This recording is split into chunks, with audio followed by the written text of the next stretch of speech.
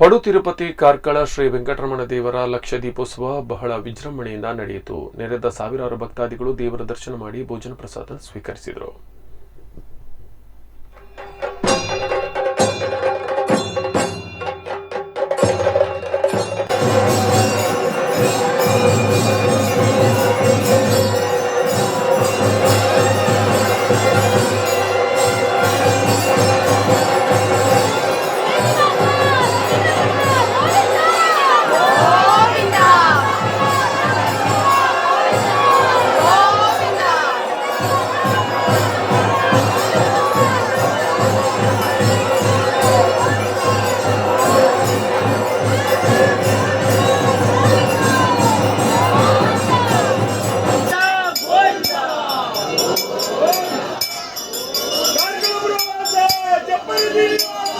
Govinda